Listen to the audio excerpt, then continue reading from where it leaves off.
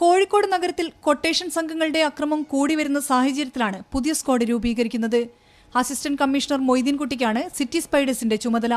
24 മണിക്കൂറും സ്ക്വാഡിന്റെ പ്രവർത്തനം ലഭ്യമാകും. കഞ്ചാവ് വിൽപ്പന, ബ്ലേഡ് മാഫിയ എന്നിവയ്ക്കെതിരെയും സ്ക്വാഡ് പ്രവർത്തിക്കും. സിറ്റി സ്പൈഡേഴ്സ് എന്ന ടീം സ്പെഷ്യൽ ടീമാണിത്. അവർക്ക് സ്പെഷ്യൽ ട്രെയിനിങ് എല്ലാം കൊടുക്കും. അതിനുശേഷം അവർ എത്തിക്കഴിഞ്ഞ് അവരെ ഗുണ്ടാ പ്രവർത്തനം നടക്കുന്ന സ്ഥലങ്ങളിൽ അവരെ കണ്ടുപിടിച്ചെടുക്കുന്നത്. ചെറുപ്പക്കാരായിട്ടുള്ള പോലീസ് ഉദ്യോഗസ്ഥരാണ്.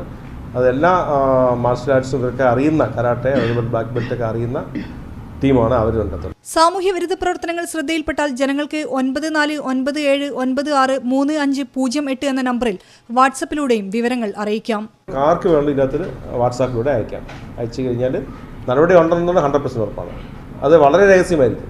ഇതിപ്പോൾ എനിക്ക് അയച്ചിരിക്കുന്ന നമ്പർ ആരാണെന്ന് ആര് ചോദിച്ചാലും ഞാൻ പറയാൻ ബാധ്യസ്ഥനല്ല.